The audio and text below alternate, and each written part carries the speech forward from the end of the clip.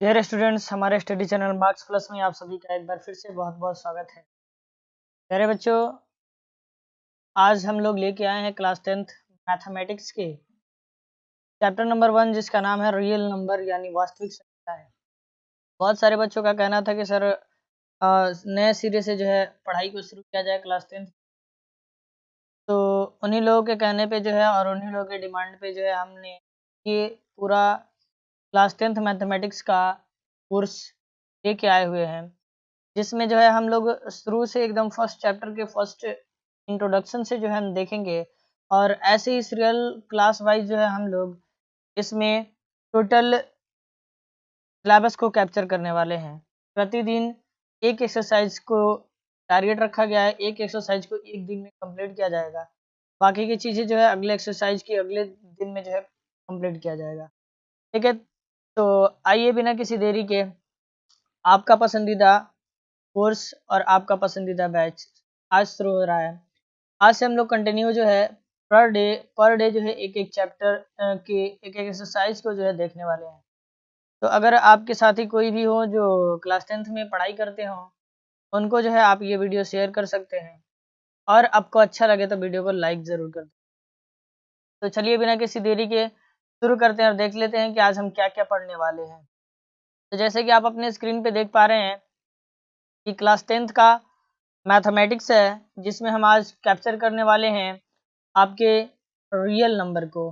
किस चीज़ को प्यारे बच्चों? रियल नंबर को, जिसका हिंदी बेसिकली ये बैच जो है हिंदी में पढ़ाया जाएगा आपको टोटली। इसमें हिंदी लैंग्वेज का इस्तेमाल होगा, ठीक है। और सीबीएसई वाले के लिए जो है बाद में वीडियो अपलोड होगा, इसके जस्ट बाद जो है सीबीएसई के लिए शुरू किया जाएगा कोर्स, ठीक है। तो यहाँ पे हम पढ़ने वाले हैं रियल नंबर यानी वास्तविक संख्या। सबसे पहले तो इंट्रोडक्शन ऑफ एक्सरसाइज 1.1 देखने वाले हैं, जिसमें तो सबसे पहले हम देखेंगे क्या संख्या प्रणाली यानी क्या नंबर सिस्टम क्या होता है, व्हाट इज नंबर सिस्टम। ठीक है, नंबर सिस्टम अगर हम नहीं जानते हैं तो थोड़ा सा जो है इस क्लास में जो है हमें दिक्कत होगा, क्योंकि ये नंबर सिस्टम जो है ना हमें पहले एक्सरसाइज से लेकर जो है अंत एक्सरसाइज तक जो है यानी 15 चैप्टर तक जो है हमको इसका यूज करना है। तो थोड़ा सा हम संख्या प्रणाली यानी नंबर सिस्टम को जो है ढंग से पढ़ने वाले हैं, ठीक है। उसके बाद इसके इंट्रोडक्शन में हम देखेंगे Euclid division theorem, Euclid division theorem देखेंगे और समझेंगे कि यूक्लिड डिवीजन थ्योरम कहता क्या है। ओके, उसके बाद इसके कुछ उदाहरण को भी करेंगे। तो आइए शुरू करते हैं। और ये है एक आप कह सकते हो ये क्या है, एक गोल्डन रूल। लाइफ को जो है चलाने के लिए केवल कॉपी किताब और किताबी नॉलेज ही जरूरी नहीं है, थोड़ी सी जो है हमें इस बातों पे भी ध्यान देना होगा। देखिएगा क्या कह रहा है कि everything is easy when you are busy. हर एक काम हर एक काम जो है प्यारे बच्चों आसान हो जाता है जब आप उसमें निरंतर लगे रहते हो, आप उसमें निरंतर व्यस्त रहते हो। But nothing is easy but nothing is easy when you are lazy. अगर आप जो है लेजी बन जाते हैं तो आपके लिए जो है कुछ भी आसान नहीं होता है। प्यारे बच्चों इस लाइन को आप याद रखेंगे, everything is easy when you are busy but nothing is easy when you are lazy. अगर आप आलसी हैं तो आपके लिए हर एक काम जो है कठिन हो सकता है। अगर आप जो है आपको किसी भी काम को आसान करना होगा तो आपको जो है उसमें निरंतर बिजी रहना पड़ेगा। ओके, तो याद रखेंगे everything easy when you are busy but nothing is easy when you are lazy. Okay, तो चलिए शुरू करते हैं चैप्टर 1। और ये रहा, अब आप हेडिंग करेंगे पहला चैप्टर जिसका नाम है वास्तविक संख्या। क्या नाम है? वास्तविक संख्या, ठीक है। वास्तविक संख्या, ठीक है। वास्तविक संख्या है ना, इंग्लिश में इसका नाम क्या है जी? Real number. क्या है? रियल नंबर, रियल नंबर, ठीक है। ये है हमारा चैप्टर नंबर 1, ठीक है, चैप्टर नंबर 1, ठीक है। पहले तो हम रियल नंबर को बाद में समझेंगे, रियल नंबर को तो हम बाद में समझेंगे, लेकिन पहले जो है ना नंबर सिस्टम की हम बात कर लेते हैं, ठीक है। आइएगा देखिएगा, नंबर सिस्टम यानी कि इसको हम क्या बोलते हैं? संख्या पद्धति, number system, number system. Hindi में हम इसको बोल सकते हैं क्या? संख्या संख्या प्रणाली, संख्या प्रणाली, संख्या प्रणाली। ओके, चलेगा। फिर सबसे पहला जो है ना, हम इसको बांटते हैं दो ग्रुप, ठीक है, तो हम बांटते हैं दो ग्रुप, ठीक है। पहला होता है हमारा परिमेय। क्या होता है? परिमेय, परिमेय संख्या, ठीक है। आप इन सभी चीजों को पढ़े होंगे। दूसरा होता है हमारा अपरिमेय संख्या, अपरिमेय संख्या, अपरिमेय संख्या, अपरिमेय संख्या, ठीक है। देखोगे जरा, परिमेय संख्या किसे कहते हैं? पता है किसी को? परिमेय संख्या हम बोलते किसे हैं? पता है आप लोगों को? क्या पता होगा? सब लोगों को लगभग पता होगा। देखिए, वैसी संख्या जिसे p बाई क्यू के रूप में लिखा जाए, p बाई क्यू के रूप में लिखा जाए, है ना, लिखा जाए। लेकिन एक बात इसमें ध्यान रखना है कि जहां p कमा q जो है, कोई पूर्णांक संख्या होनी चाहिए। क्या होनी चाहिए? कोई पूर्णांक संख्या होनी चाहिए, ठीक है, कोई पूर्णांक संख्या, ठीक है। और यहाँ पे q जो है, q जो है कभी भी बराबर नहीं होता है, ओके, ठीक है। तो इसे हम बोलते हैं परिमेय संख्या, ठीक है। और अपरिमेय संख्या प्यारे बच्चों आप जानते हो, जिसे p बाई क्यू के फॉर्म में नहीं लिखा जाए, p बाई क्यू के रूप में नहीं लिखा जाए, नहीं लिखा जाए, ठीक है, नहीं लिखा जाए, ठीक है। चलोगे, तो परिमेय संख्या जिसे p बाई क्यू के रूप में लिखा जाए, और अपरिमेय संख्या जिसे p बाई क्यू के रूप में नहीं लिखा जाए, ठीक है। प्यारे बच्चों देखोगे, अगर हम बात करें परिमेय संख्या की, तो परिमेय संख्या क्या होती है और ये कितने प्रकार की होती है, ठीक है। वैसे ऐसे कुछ इसके टाइप्स जो है ना, तीन होते हैं, पॉजिटिव, निगेटिव, सॉरी दो होते हैं, पॉजिटिव और निगेटिव, ठीक है। देखोगे जरा, हम इसको जो है ना बांटते हैं, कुछ भागों में इसको बांटते हैं, ठीक है। पहला हम कहते हैं कि परिमेय संख्या जो है ना, वो होता है प्राकृत संख्या। क्या होता है? प्राकृत संख्या, ठीक है, प्राकृत संख्या, ठीक है। दूसरा हम कहते हैं कि वह होता है पूर्ण संख्या। क्या होता है? पूर्ण संख्या। क्या होता है? पूर्ण संख्या, ठीक है। तीसरा हम कहते हैं कि यह जो है ना पूर्णांक संख्या होता है, पूर्णांक, पूर्णांक संख्या होता है, ठीक है। और चौथा हम कहते हैं, मान लो कि सम विषम जो संख्या होती है, सम विषम, सम संख्या होती है, ठीक है। और चौथा और पांचवा हम कहते हैं कि विषम संख्या भी जो है ना, विषम भी जो है ना, वह भी जो है ना परमीय होती है, ठीक है। और आपको जो है, आपको जो है बता दें, तो और इनको फर्दर डिवाइड किया जाए, तो हम कहते हैं कि इनका जो है ना एक और होता है रूप, मतलब जो भाज्य संख्याएं होती हैं, भाज्य, वो भी, और जो होती है हमारी अभाज्य संख्या, वो भी, ठीक है। ये सभी जो है परिमेय संख्या हो सकती है। लेकिन एक बात आपको याद रखना होगा। क्या याद रखना है? सबसे पहले तो परिमेय संख्या कौन कौन होता है, तो देखिए, प्राकृत संख्या जितनी भी होती हैं, प्राकृत संख्या जितनी भी होती हैं, सभी परिमेय संख्या होती है। पूर्ण संख्या सब परिमेय संख्या होता है, पूर्णांक संख्या सब परिमेय, सम भी परिमेय, विषम भी परिमेय, भाज्य भी परिमेय और अभाज्य भी परिमेय। जनरली आप इन्हीं के बारे में विशेष जानते भी होंगे, और इन्हीं के बारे में आपको विशेष याद भी रखना होगा, ठीक है। बाकी की चीजें जो है तो आप खुद ब खुद समझ सकते हैं, ठीक है। आइए जरा सा हम इनके बारी बारी से डेफिनेशन को थोड़ा सा समझने का प्रयास करेंगे, ठीक है। कह रहा है प्राकृत संख्या। प्यारे बच्चों बताओ, प्राकृत संख्या किसे बोलते हैं? प्राकृत संख्या भाई जो गिनती की संख्याएं होती हैं, गिनती की जो संख्या होती है उसे हम क्या बोलते हैं? प्राकृत संख्या बोलते हैं, ठीक है। याद रखोगे, गिनती की संख्या कहाँ से शुरू होती है? 1 2 3 ऐसे डॉट डॉट इनफाइनाइट तक ये जाती है, ठीक है। सवाल पूछा जाता है सबसे छोटी प्राकृत संख्या क्या होगा प्यारे बच्चों? सबसे छोटी प्राकृत संख्या 1।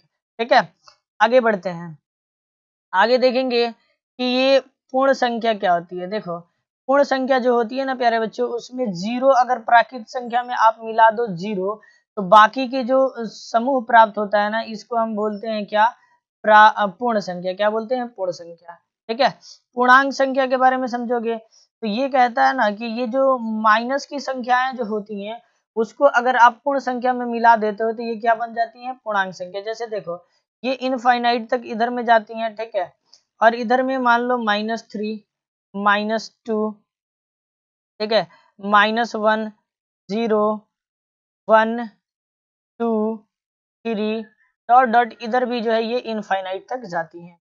तो कुल मिलाकर देखना ये है कि 1 2 3 इनफाइनाइट तक, 0 1 2 3 ये पूर्णांक संख्या हो जाती है, सॉरी पूर्ण संख्या हो जाती है, और ये हमारा हो जाता है पूर्णांक संख्या। इसमें निगेटिव नंबर भी आ जाते हैं और फिर से जो है आपके पॉजिटिव नंबर्स भी आ जाते हैं। ठीक है, अब चलते हैं, जरा बात करते हैं सम संख्या के। तो देखिए, प्राकृत संख्या का ये रूप होना चाहिए सम और विषम, है ना। वैसी प्राकृत संख्या जो 2 से पूर्णतः विभाजित हो जाए, है ना, जो 2 से पूर्णतः विभाजित हो जाए उसको हम बोलते हैं सम संख्या। और वैसी प्राकृत संख्या जो कि पूर्णतः 2 से विभाजित ना हो, उसको हम बोलते हैं विषम संख्या। ठीक है, आप समझ सकते हो इस बात को। ठीक है, आ जाओगे, देखोगे कि क्या कह रहा है। ठीक है, अब देखना कि सम किसे कहते हैं। तो भाई जो 2 से संख्याएं कट जाए, जैसे कि आप ले लो 2, 4, 6, डैश डैश इनफाइनाइट। पूछा जाता है सबसे छोटी सबसे छोटी सम संख्या क्या होती है प्यारे बच्चों? तो सबसे छोटी सम संख्या 2 होती है, और सबसे बड़ी सम संख्या तो ये तो इनफाइनाइट होती है। ठीक है, उसी तरह से विषम की बात किया जाए तो वैसी प्राकृत संख्या जो 2 से पूर्णतः विभाजित ना हो, यानी कि 1, 3, 5, 7 ऐसे डॉट डॉट, ये भी इनफाइनाइट तक जाती है। ठीक है, पूछा जाता है कि सबसे छोटी विषम संख्या क्या होती है प्यारे बच्चों? तो वो होता है हमारा 1। ठीक है, अब आते हैं, जरा हम समझते हैं भाज्य और अभाज्य संख्या को। ठीक है, तो भाज्य और अभाज्य संख्या को हम समझेंगे, देखेंगे भाज्य संख्या किसे बोलते हैं। ठीक है, भाज्य संख्या, भाज्य संख्या प्यारे बच्चों, अगर कोई भी नंबर हो, अगर कोई भी नंबर हो और हम उसका गुणनखंड करते हैं, तो अगर उसका गुणनखंड 2 से अधिक प्राप्त होता है तो उसको हम क्या बोलते हैं? क्या बोलते हैं? भाज्य संख्या बोलते हैं। देखोगे, जैसे हमने कहा कि मान लो आप एक नंबर ले लो 4, ठीक है, और आपसे पूछते हैं कि इसका फैक्टर क्या होता है, बता दो, तो आप कहोगे सर इसका फैक्टर 1 भी होता है, इसका फैक्टर 2 भी होता है। आप ये भी कह सकते हो कि सर इसका फैक्टर जो है 4 भी हो सकता है। ठीक है, और कुछ तो आप बता ही नहीं सकते हो इसके बारे में, और कुछ तो आप बता ही नहीं सकते हो। तो चलोगे, देखोगे यहाँ पे 1, 2 और 3, इस 4 का कितने फैक्टर बने बाबू? इस 4 का कितने फैक्टर बने? तो 2 फैक्टर, 3 फैक्टर बने। कितना फैक्टर बने? 3 फैक्टर बने। तो संख्या वैसी संख्या जिसका 2 से अधिक फैक्टर बने, यानी 2 से अधिक गुणनखंड हो, उन्हें हम भाज्य बोलते हैं। यानी यहाँ पे 4 जो है ये क्या हो जाएगा? हमारा भाज्य संख्या हो जाएगा। क्या हो जाएगा? भाज्य संख्या हो जाएगा। ठीक है, ये हो जाएगा हमारा भाज्य संख्या। ठीक है, जैसे कि एक और एग्जांपल हम लेना चाहेंगे, जैसे कि 9, है ना। 9 में बड़े बच्चे कंफ्यूज होते हैं, जरा देखना बाबू, 9 किस किस के टेबल में आता है? 1 के टेबल में आता है सर, 3 के भी टेबल में आता है ना, और इसके बाद ये 9 के भी टेबल में आता है।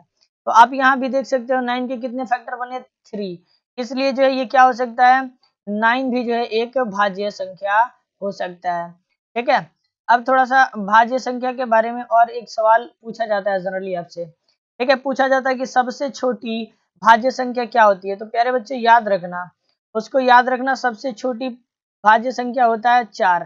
ठीक है, और सबसे बड़ी भाज्य संख्या तो भाई वो तो इनफाइनाइट होगा, क्योंकि जो है भाज्य संख्या कभी खत्म ही नहीं हो सकते हैं। लेकिन सबसे छोटी पूछा जाए तो याद रखना हमेशा 4 जो है सबसे छोटी भाज्य संख्या है। अब आते हैं जरा अभाज्य संख्या के बारे में, देखेंगे जरा अभाज्य संख्या प्यारे बच्चों किसे कहते हैं, अब आप समझ चुके होंगे। ठीक है, अभाज्य संख्या, ठीक है, देखोगे गौर से, अभाज्य संख्या। ठीक है, देखना वैसी संख्या जिसका जो है ना केवल और केवल 2 गुणनखंड हो, उसे हम क्या बोलते हैं? अभाज्य संख्या। देखिएगा, जैसे हमने कहा एक नंबर ले लीजिए 2, ठीक है, तो 2 का अगर आप फैक्टर निकालते हो प्यारे बच्चे तो 1 आएगा और क्या आएगा? 2 आएगा। ठीक है जी, इसमें भी कितने इसके फैक्टर मिले? इससे अलावा तो और कुछ मिल नहीं सकते हैं, इसके भी फैक्टर कितने मिले? 1 और 1 2। ठीक है, यानी एक तो खुद एक हो गया है ना, और 2 जो है वो 2 ही हो गया, यानी एक और खुद का जो नंबर का गुणनखंड मिले उसको हम बोलते हैं अभाज्य संख्या। जरा एक और एग्जांपल लेते हैं, जैसे आप देखते हो 3, ठीक है, 3 को देखना जरा गौर से, ठीक है, तो देखो ये 1 के टेबल में आ जाएगा, ठीक है भाई, 3 के टेबल में आ जाएगा, ठीक है सर, ठीक है।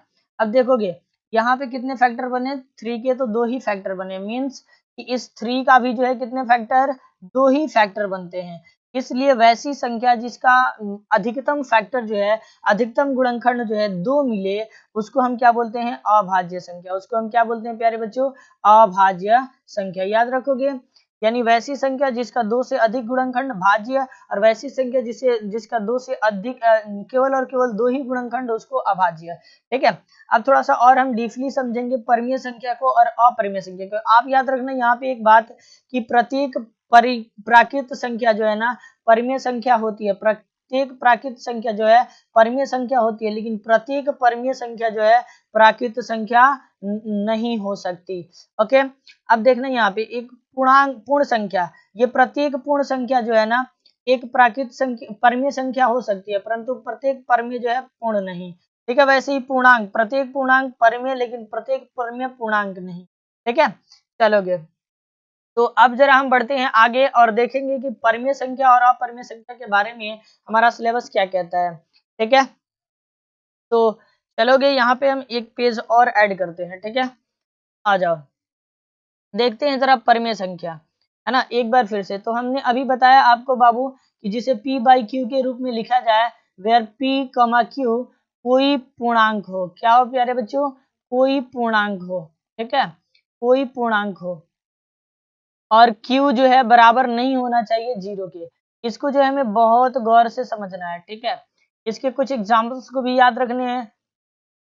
जैसे देखोगे जरा, तो इसके कुछ एग्जाम्पल्स को हम देखते हैं। जैसे कि आप को हमने बताया प्राकृत संख्या, प्रत्येक प्राकृत संख्या जो है परिमेय संख्या हो सकती है। ठीक है, तो देखो जी, एक को आप परिमेय संख्या बोल सकते हैं, क्योंकि ये तो देखो p बाई क्यू के फॉर्म में नहीं है ना, p बाई क्यू के फॉर्म में नहीं है, बट हम इसको राइट कर सकते हैं ना, p बाई क्यू के फॉर्म में 1 बाई 1 तो लिख सकते हैं, मीन्स कि ये जो है p बाई क्यू के फॉर्म में है, यानी ये क्या हो जाएगा प्यारे बच्चों, ये हो जाएगा हमारा प्राकृत संख्या। क्या हो जाएगा, प्राकृत संख्या। ठीक है, प्राकृत संख्या। नेक्स्ट देखोगे, अगर हमने कह दिया कि 0 के बाई में भी तो हम 1 लिख सकते हैं ना, 0 बाई 1, है ना, और 0 बाई 1 करेंगे तो रिजल्ट 0 ही भले तो मिलता है, लेकिन ये जो है p बाई क्यू के फॉर्म में है प्यारे बच्चों, ये भी जो है p बाई क्यू के फॉर्म में है, यानी ये भी जो है एक प्राकृत संख्या, सॉरी परिमेय संख्या है। ये क्या है जी, परिमेय संख्या है। यहाँ पे थोड़ा सा चेंज करोगे, ये क्या हो जाएगा, परिमेय संख्या हो सकता है। ठीक है, हाँ, तो यहाँ पे हम लिख लेते हैं, क्या हो जाएगा, परिमेय संख्या। ठीक है, परिमेय संख्या। उसी तरह से ये भी हो सकता है। ठीक है, अब जरा से कुछ कॉमन एग्जांपल्स होते हैं उनको देखोगे। जैसे रूट हमने लिया √4, ठीक है, क्या यह परिमेय संख्या है, क्योंकि आप इसको बटा में लिखते हो तो भी तो ये रूट में रहता है, और जनरली आप जानते होंगे क्या कि जो रूट की संख्याएं होती हैं वो अपरिमेय होती हैं। ठीक है, लेकिन ऐसा नहीं है, जो रूट की संख्या हो और उसका स्क्वायर रूट पूरा पूरा निकले तो उसको हम परिमेय बोल सकते हैं। जैसे कि इस √4 का वैल्यू क्या मिलता है हमें, 2 मिलता है, और 2 को जो हम लिख सकते हैं 2 बाई 1, यानी ये भी जो एक हमारा परिमेय संख्या है। ठीक है, और एक मैं बात करता हूँ आपसे, आप जनरली जानते हैं कि पाई जो है एक अपरिमेय संख्या है, लेकिन आप हमेशा ये बात याद रखना प्यारे बच्चों कि जो पाई का वैल्यू होता है 22/7, ठीक है, 22/7, ये जो है हमेशा ही एक परिमेय संख्या है। इस बात को जो है ना आपको क्लास 9th में भी समझना था, और कंट्राडिक्शन मेथड को इसी पे समझाया भी था एक जगह पे। ठीक है, आ जाओगे, 22/7 जो है आपका एक परिमेय संख्या होगा, याद रखोगे। ठीक है, और भी कुछ वैल्यू होते हैं, जैसे कि देखना, बहुत सारे लोग के समझ में ये रहता है कि जैसे 1.33 आते जाता है, यानी ये कभी कटने वाला नहीं है, तो क्या ये अपरिमेय हो जाएगा, नहीं, ये भी हमारा परिमेय संख्या है। ठीक है, और इसको हम बाई के रूप में लिख भी सकते हैं, इसको हम बाई के रूप में लिख भी सकते हैं, आगे हम सीखेंगे भी कि कैसे लिख सकते हैं। ठीक है ना। अब चलोगे कुछ और भी एग्जांपल्स देख लेते हैं, जैसे 3.244 के ऊपर बार। ठीक है, ऐसा भी कोई नंबर है तो प्यारे बच्चों ये भी जो है ना परिमेय संख्या हो सकता है, क्योंकि हम इसको भी p बाई क्यू के फॉर्म में लिख सकते हैं। ठीक है, आओगे जरा हम देखेंगे यहाँ पे जो है अब कुछ और एग्जांपल जो अपरिमेय के होंगे। किसके होंगे? अपरिमेय के होंगे। ठीक है, आ जाओगे। देखना अपरिमेय संख्या के बारे में थोड़ा सा। अपरिमेय संख्या हमने आपको पहले ही बताया कि अपरिमेय संख्या हम किसको बोलते हैं? जिसे p बाई क्यू के फॉर्म में ना लिखा जा सके, p बाई क्यू के रूप में संभव ना हो लिखना, रूप में नहीं लिखा जाए, नहीं लिखा जाए, है ना, p बाई क्यू के फॉर्म में नहीं लिखा जाए। ठीक है, आ जाओ देखते हैं कैसे कि ये एग्जांपल। सबसे पहला तो आपको एग्जांपल याद रखनी है इसके पाई। पाई जो होता है यह एक अपरिमेय संख्या होता है। दूसरा पाई का जो डेसिमल वाला वैल्यू होता है 3.14 समथिंग, तो ये भी जो है ना हमारा अपरिमेय संख्या होता है, क्योंकि ये भी कभी खत्म ही नहीं होता, ना ही इसका रिपीटिंग डिजिट मिलता है, तो इसलिए जो है यह भी एक हमारा क्या हो जाता है? अपरिमेय संख्या हो जाता है। ठीक है, नेक्स्ट एग्जाम्पल हम देखते हैं, जैसे √3 है ना। √3 का बाबू अगर आप वर्गमूल निकालने जाओगे तो 1.372 ऐसे कुछ जो है ना ये आते रहता है। ठीक है, और आगे देखा जाए √2 का भी आप स्क्वायर रूट निकालने जाते हो तो इसका भी पूरा पूरा वर्गमूल नहीं आता है। तो वैसी संख्या जो रूट में हो जनरली अपरिमेय तो होती है, लेकिन किस शर्त पे? जब जो है उसका वर्गमूल पूरा पूरा ना निकले। ठीक है, लेकिन ये जो है अपरिमेय होती हैं जिनका पूरा पूरा वर्गमूल न निकले, वही अगर रूट की संख्या का जो है वर्गमूल पूरा पूरा निकल जाता है तो उसको हम क्या बोलते हैं? परिमेय संख्या बोलते हैं। ठीक है, तो होप कि आप ये बात समझ चुके हैं।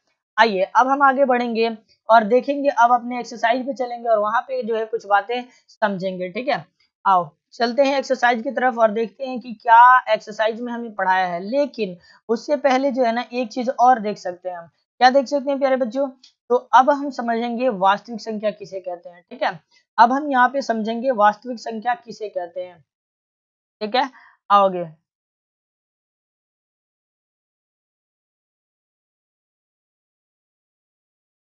चलोगे, यहाँ पे देखते हैं कि वास्तविक संख्या हम किसे बोलते किसे हैं। ठीक है, वास्तविक संख्या हम बोलते किसे हैं।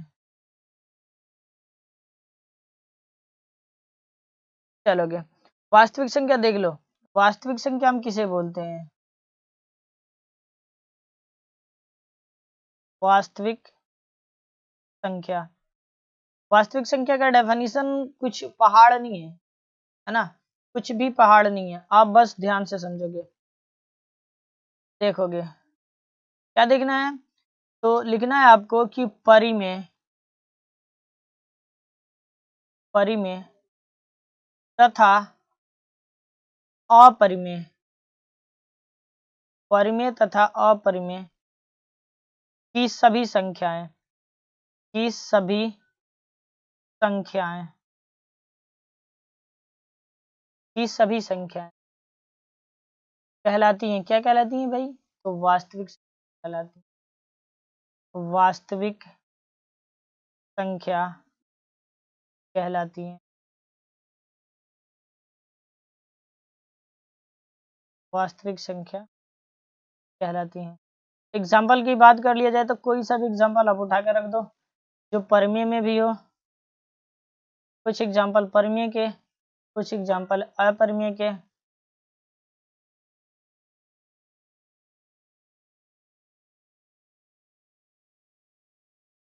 ठीक है, ईटे से।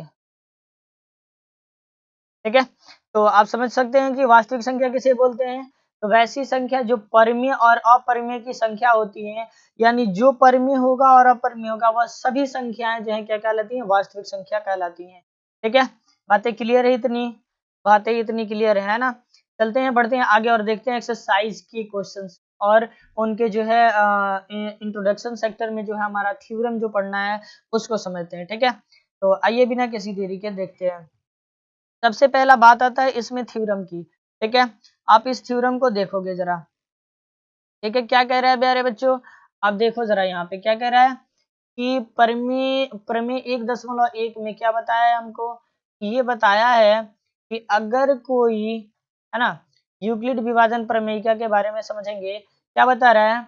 ये बताया हुआ है क्या कि दो धनात्मक पूर्णांक ए और बी हो। क्या हो? दो धनात्मक पूर्णांक ए और बी हो। ठीक है, तो यहाँ पे ए और बी हो और दिए रहने पे एक अद्वितीय पूर्णांक Q और R विद्यमान हो जाए कि A equals to B Q plus R, जहां r जो है 0 से बड़ा बराबर और b से छोटा होता है। ठीक है, तो सबसे पहले यूक्लिड विभाजन प्रमेयिका को समझने से पहले जो है ना, एक बात यहाँ पे आप समझोगे। ठीक है, देखना, एक होता है मतलब कि जैसे देखना यहाँ की मैंने एक नंबर लिया 6। ठीक है प्यारे बच्चों, आप यूक्लिड विभाजन प्रमेयिका को जो है ना समझे होते हैं, लेकिन आप समझ नहीं पाते हैं कि ये है क्या। ठीक है, आप जरा से पहले ध्यान देंगे, यहाँ पे हमने एक नंबर लिया 6 और इसको डिवाइड लगाते हैं हम किससे, इसको हम डिवाइड लगा देते हैं आपको 4 से, है ना, इसको हम डिवाइड लगा देते हैं 4 से। तो आप डिवाइड लगाओगे तो क्या होगा, 4 1 जा का 4 और बचेगा क्या, 2। ठीक है, अब आप जो है ना अभी डेसिमल लगा के आगे क्रियाएं कर सकते हैं, लेकिन आप अभी डेसिमल मत लगाओ इसमें। ठीक है, आप समझो कि इसे हम बोलते क्या है। प्यारे बच्चों, यहाँ पे जो चीजें बचती है इसको हम क्या बोलते हैं, शेषफल। क्या बोलते हैं, शेषफल। समझोगे, बहुत ध्यान से समझोगे, शेषफल। ठीक है, और इसको हम इंग्लिश में बोलते हैं रिमाइंडर और इसे आर से लिखते हैं। ठीक है, और यहाँ पे जो चीजें होती हैं इसको हम क्या बोलते हैं, भागफल। क्या बोलते हैं, भागफल। क्या बोलते हैं, भागफल। ठीक है, और इस भागफल को इंग्लिश में बोलते हैं कोशिएंट और इसलिए हम इसे क्यू से लिखते हैं। ठीक है, और यहाँ पे जो है हम इसको बोलते हैं भाजक। क्या बोलते हैं, भाजक। क्या बोलते हैं, भाजक, और इसको जो है हम इसमें बी से सूचित करते हैं। ठीक है, और ये वाली जो संख्या है 6, इसको हम बोलते हैं क्या, भाज्य। इसको हम क्या बोलते हैं, भाज्य। ठीक है, और इसको हम लिखते हैं किससे, ए से। इसको हम लिखते हैं किससे, ए से। ठीक है, अब जरा समझना कि जो है ये यूक्लिड विभाजन प्रमेय का कहना क्या जाता है। अच्छा आप बताना कि भाग का जो एक फॉर्मूला होता है वह आप समझते हैं क्या। जैसे देखिए, आपने ये जरूर पढ़ा होगा कि भाज्य बराबर, है ना, भाज्य बराबर क्या होता है, भागफल, है ना, भागफल गुणे, भागफल गुणे भाजक, या भाजक गुणे भागफल, आप कुछ भी लिख सकते, भागफल गुणे भाजक प्लस शेषफल। ये बात तो आपने कभी जरूर पढ़ा होगा। ठीक है, आपने इस बात को तो कभी ना कभी जरूर पढ़ा होगा। ठीक है, अब देखना जरा, यहाँ पे हम भाज्य को क्या लिखते हैं प्यारे बच्चों, ए से लिखते हैं। ठीक है, भागफल को किससे लिखते हैं, क्यू से लिखते हैं, और भाजक को किससे लिखते हैं, बी से लिखते हैं, प्लस शेषफल को किससे लिखते हैं, आर से लिखते हैं। ठीक है, तो हमें यहाँ पे क्या मिल गया, अगर हम इसको एज अ रीराइट करें तो हम इसको ऐसे भी तो लिख सकते हैं, A equals to B Q plus का आर। इसको हम लिख सकते हैं ना, A equals to B Q plus का आर, बी क्यू प्लस का आर। ठीक है, और देखना ये कुछ जो है ना रूप ले चुका है, किस चीज का प्यारे बच्चों, तो ये ले लिया है यूक्लिड विभाजन प्रमेयिका का। ठीक है, और आप यहाँ पे एक बात देख रहे हो, क्या देख रहे हो कि 0 से बड़ा बराबर होता है आर। ठीक है, या तो आर 0 होगा, नहीं तो 0 से बड़ा होगा। तो आप देख लो जी, 0 से बड़ा होगा, तो आप यहाँ पे देखो इसका शेषफल कितना बचा है, 2 बचा है ना, यानी 0 से बड़ा है ना। अगर कट जाता पूरा पूरा तो 0 के बराबर हो जाता, और नहीं तो 0 से बड़ा होगा। तो आर का वैल्यू जो है कभी भी 0 से बड़ा होता है या 0 के बराबर होता है। दूसरी बात कि आर जो है हमेशा बी से छोटा होता है। देखना यहाँ पे बी का वैल्यू कितना है प्यारे बच्चों, बी का वैल्यू है 4 और इसके आर का वैल्यू क्या है 2। तो देखो तो यहाँ 4 से 2 जो है छोटा है या नहीं है, तो इसका मतलब है कि आर जो है हमेशा बी से छोटा होता है। आप किसी भी डिवीजन के प्रक्रिया में ये चीज को देख सकते हो। ठीक है, आ जाओ, अब इस बात को हम समझ लेते हैं कि यूक्लिड विभाजन प्रमेय का एक बार फिर से कहना क्या चाहता है। कहता है कि अगर कोई भी दो पूर्णांक ए और बी है ना, अगर दिया है ऐसा कुछ, तो उसमें कुछ और भी पूर्णांक ऐसे आ जाएं जैसे कि क्यू और आर आए हुए हैं और एक रूप बना दे, कैसा, a equals to B Q plus R, तो इसी को हम बोलते हैं यूक्लिड विभाजन प्रमेयिका, है ना। याद रखोगे कि यूक्लिड विभाजन प्रमेयिका क्या होती है प्यारे बच्चों, वह होती है, क्या होती है, वह होती है हमारी क्या, वह होती है हमारी A equals to B Q plus R, A equals to B Q plus R. ठीक है जी, A equals to B Q plus R. ठीक है, इस बात को आप याद रखना।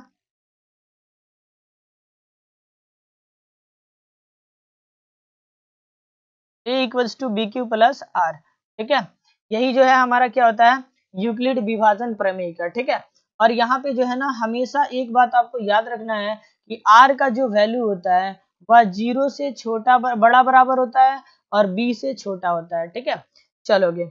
अब यूक्लिड विभाजन प्रमेयिका में एक शब्द आता है क्या, प्रमेयिका। प्रमेयिका क्या होता है इसको भी हम समझते हैं। देखिए, प्रमेयिका जो है एक ऐसी मतलब की चीज है जिससे जो है हमें एक पहले से ये प्रमेयिका जो होता है पहले से जो है सिद्ध किया हुआ जो है ना एक कथन होता है, प्रूव्ड स्टेटमेंट होता है, जिसका यूज जो है हम फर्दर क्वेश्चन को और सॉल्व करने के लिए और समस्याओं को सॉल्व करने के लिए जो है हम ना प्रमेयिका का प्रयोग करते हैं। आइए देखते हैं नेक्स्ट स्लाइड पे। ठीक है ना, कि यूक्लिड विभाजन प्रमेयिका, प्रमेयिका शब्द का मतलब क्या होता है। ठीक है, आ जाओगे और ये है हमारे पास कुछ बातें। ठीक है, और यहाँ पे देखोगे आपको लिखा हुआ है क्या, यहाँ पे लिखा हुआ है क्या, प्रमेयिका। देखिए क्या बता रहा है बाबू, ये बता रहा है कि प्रमेयिका एक सिद्ध किया हुआ कथन होता है और इसे एक अन्य कथन को सिद्ध करने में प्रयोग करते हैं। ठीक है, तो बात सीधी सी है, प्रमेयिका जो है ना एक सिद्ध किया हुआ कथन होता है, यानी एक पहले से प्रूव्ड स्टेटमेंट होता है जिसका उपयोग जो हम ना फर्दर और समस्याओं को जो है सॉल्व करने में करते हैं। ठीक है, अब आ जाओ, इसमें एक बात दिया हुआ है एल्गोरिथम, है ना। आप जनरली एल्गोरिथम का भी नाम सुने होंगे और आपके चैप्टर में भी ये नाम बहुत हाईलाइट है, यूक्लिड डिवीजन एल्गोरिथम। ठीक है, पढ़ोगे क्या कह रहा है यूक्लिड डिवीजन एल्गोरिथम, कह रहा है कि एल्गोरिथम सुपरिभाषित चरणों की एक श्रृंखला होती है जो एक विशेष प्रकार की समस्या को हल करने की एक प्रक्रिया या विधि प्रदान करती है। प्यारे बच्चों, एल्गोरिथम शब्द, इस एल्गोरिथम शब्द का मतलब क्या हुआ, ये जो है ना एक प्रूव्ड स्टेटमेंट होता है, पहले से जो है ना प्रूव्ड स्टेटमेंट होता है जो किसी एक विशेष तरह की जो है ना समस्या को सॉल्व करने की प्रक्रिया यानी मेथड को बताता है। एल्गोरिथम हम उसे कहते हैं कि वह एक ऐसा शब्द होता है, मतलब कि एल्गोरिथम हम उसको बोल सकते हैं जो कि हमें किसी प्रॉब्लम को सॉल्व करने का जो है ना मेथड बता दे, है ना। यानी जो भी हमें मेथड पता लगता है किसी प्रॉब्लम को सॉल्व करने के लिए तो उसे ही हम बोलते हैं क्या, एल्गोरिथम। क्लियर है, बढ़े आगे। ठीक है, इससे पहले आप इसमें और भी चीजों को देख सकते हो, जैसे देखो इसमें एक बात आपको नोट करने योग्य है, क्या है प्यारे बच्चों, तो ये एल्गोरिथम शब्द कब आया, है ना, एल्गोरिथम शब्द कब आया। ठीक है, सवालें आपसे पूछ ली जाती हैं, एल्गोरिथम शब्द कब आया। ठीक है, अब देखोगे एल्गोरिथम शब्द यहाँ पे बता रहा है कि कब आया। ठीक है, ध्यान से देखोगे जरा, यहाँ देखो शब्द एल्गोरिथम 9वीं शताब्दी, यानी ये कब आया प्यारे बच्चों, 9वीं शताब्दी में आया। किसमें, 9वीं शताब्दी। ठीक है, 9वीं शताब्दी में जो है ना क्या आया, एल्गोरिथम शब्द का खोज हुआ। आखिर ये आया कहाँ से, तो एक फारसी गणितज्ञ अल-ख्वारिज़मी के नाम से लिया गया।